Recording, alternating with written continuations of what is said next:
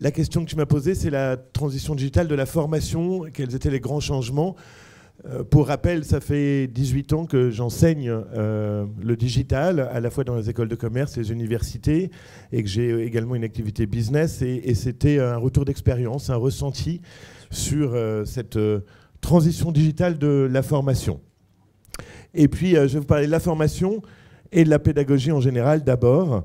Et puis ensuite, on va regarder les métiers du marketing et de la com. Qu'est-ce qu'il y a comme grand changement dans cette transformation digitale? Alors, on va revenir sur tout le monde dans l'e-business parle de UX expérience. Quelle est l'expérience de l'élève? Quel est son nouveau contexte, ses usages?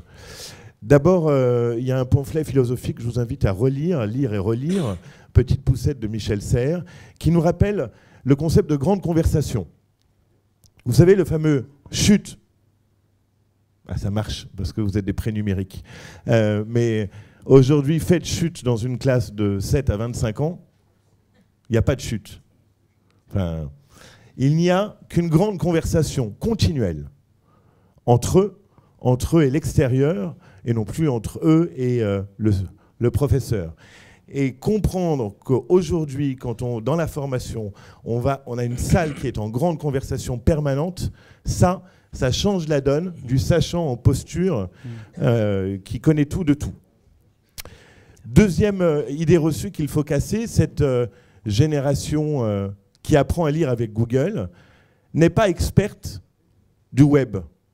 Si vous saviez le niveau catastrophique de connaissances, ne serait-ce que comment rechercher une information dans Google de cette génération, qui pourtant a un usage est né avec, elle est en revanche pro du live digital mobile. Ça oui, elle sait communiquer en temps réel, elle sait utiliser le mobile beaucoup plus que nous, mais ce ne sont pas des experts du web. Et quelqu'un qui commençait à se connecter en 1995, il avait plus d'informations pédagogiques dans la presse grand public qu'aujourd'hui. Allez comprendre aujourd'hui la pédagogie de Google entre les liens sponsors et le référencement naturel, quand on a 18 ans, on ne connaît toujours pas la différence. Dernier aspect, la nouvelle déconcentration. Ou concentration. C'est une génération qui peut être très concentrée. 7 minutes. En moyenne. 7 minutes de concentration. Il faut le savoir. Et tout à l'heure, Emmanuel disait qu'il faut des petits outils d'apprentissage mobile rapide. C'est pareil, en face à face. Quand vous avez une promo qui a 7 minutes de concentration et qui doit décrocher toutes les 7 minutes, vaut mieux que ce soit avec vous que sans vous. Tout ça fait que, bon courage aujourd'hui quand on enseigne. Alors, il y a un changement de paradigme fondamental pour les pédagogues, c'est qu'il doit, exactement comme le parcours utilisateur dans la vraie vie ou sur un site e-commerce, comprendre qu'il y a 3 étapes, le avant mon cours, le pendant et le après. Le avant, vous vous souvenez, on a tous eu les bouquins à lire, la fameuse bibliographie. OK. On sait qu'on en a tous lu peut-être... allez, 7% de ce qu'on nous avait donné. Donc, ils ont le même réflexe, mais sauf qu'ils ne lisent pas des bouquins, c'est le web. Comment je prépare mon cours avant? Comment je les invite à? Qu'est-ce que je fais pendant? Est-ce que j'ai une pédagogie interactive? Est-ce que je vais poser des questions, des sondages, les challenger, leur faire découvrir des définitions? Et puis, qu'est-ce qui va se passer après? Oui, vous avez un dossier à faire, un devoir, un examen, mais finalement, je n'ai que transmis des notions qu'il va falloir approfondir. Et face au avant, pendant, après, vous avez tous entendu parler de l'e-learning, des MOOC, des SPOC, les Small Participative Open Course, où, bah oui, le MOOC, c'est un grand clip pour une université, le SPOC, je vais participer. Attention, là aussi, on est vraiment au début, dans le devenir, et j'ai juste envie de dire...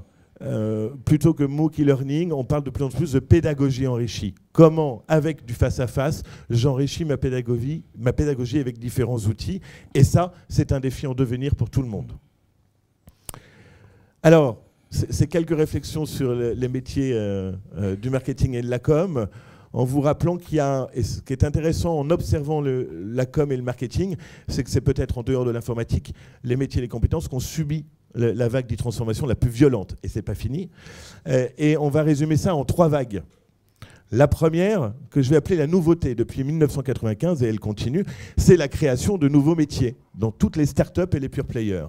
Allez, tous les 2 ans, il y a un nouveau métier issu de ces acteurs-là aussi bien de Google que les prestataires de l'affiliation ou de la pub, un traffic manager, un community manager, un data scientist. Il y a à peu près 65% des métiers qu'on ne connaît pas. Et ça, cette vague, elle continue.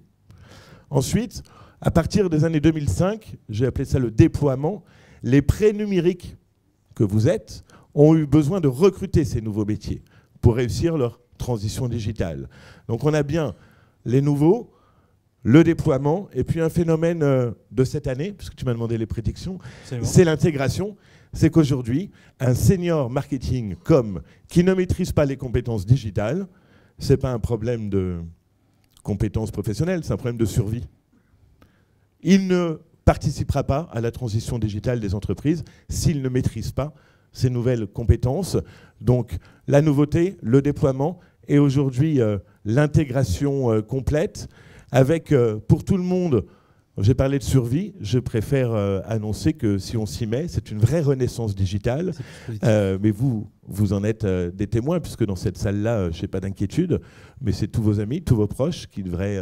Voilà, on devrait être bondés aujourd'hui dans cette salle pour comprendre que c'est la seule voie d'un projet professionnel qu'on ait 25 ans ou 45 ans. Bravo, merci beaucoup. Voilà, j'ai presque tenu le timing. Ouais, on a 2-3 trucs à dire. Alors effectivement, il y a une vraie révolution, il y a une compétition entre contenu en ligne, contenu du professeur. On voit qu'aujourd'hui, c'est ce qui était évoqué, on est dans une grande conversation. Et c'est de plus en plus difficile de fixer l'attention. On l'a vu juste avant avec les sachants. Est-ce que tu penses que, plus que d'apprendre la connaissance, est-ce que ce n'est pas aussi important d'apprendre à apprendre? Parce que nos générations vont être de plus en plus, on va dire, projetées dans de nouveaux usages, de nouvelles connaissances. Est-ce qu'au-delà de la connaissance, ce qui est intéressant, c'est aussi d'apprendre aux jeunes à apprendre par eux-mêmes par la suite sur l'ensemble de leur carrière? Comment tu vois le truc? Alors, ce qui est sûr, c'est que même dans le digital, et surtout dans le digital, c'est pas en ayant fait 300 heures, 450 heures, 1000 heures de cours qu'on est expert. Allez, on comprend un peu mieux le monde, mais tous, quand on travaille dans ce secteur-là, on voit bien que tous les 6 mois, on a un nouveau concept, une techno, un effet de mode qui sort de quelque part et qui est très difficile à appréhender. Ça veut dire en effet qu'apprendre à apprendre, ou plutôt que la notion d'innovation permanente, il va falloir en faire un état d'esprit auprès de tout le monde et puis trouver des formules, aussi bien avec le hub, avec d'autres acteurs, comment régulièrement, pas simplement se tenir à jour, mais bien voir ce qu'il y a derrière une nouveauté en termes de changement. Et ça, en tout cas, ça plaît à la jeune génération de dire... On va être toujours d'apprendre à apprendre. Il y a des nouveaux outils sur l'ancrage mémoriel, des choses qui sont en train d'être déclinées. Et puis, mêler toujours la transmission humaine avec l'enrichissement digital ou numérique. Très bien. Pour conclure, on peut du coup, puisqu'on l'a évoqué hier... faire une prédiction. Faire une prédiction. Et puis aborder le fait qu'on lance ensemble un master. Donc voilà, vas-y. En effet, dans le cadre de mes nouvelles fonctions à l'EFAP, on lance un nouveau MBA spécialisé qui s'appelle DMB, Digital Marketing and Business, et qui est le premier master de la transition digitale dans les métiers du marketing et de la com, aussi bien en full-time qu'en part-time pour les gens qui travaillent. Et vous aurez ça dans quelques heures sur Internet. Absolument. Nous, en tant que think tank, institut, nous, on voulait vraiment s'inscrire dans le partage de la connaissance. Et donc, on écrit des ouvrages depuis longtemps. Et on voulait vraiment, et on cherchait un partenaire. On est très content de démarrer cette relation ensemble, de transmettre justement à la fois ces nouveaux profils, les Bac+4, et en même temps les profils un peu plus seniors en transition, la possibilité de se former et d'accélérer sur ces métiers du numérique pour qu'ils soient à l'aise dans ce monde à la fois digitalisé et globalisé, avec, je l'espère, un programme hyper riche et hyper intéressant. Merci beaucoup, Vincent. Merci à toi, merci à vous, bonne journée.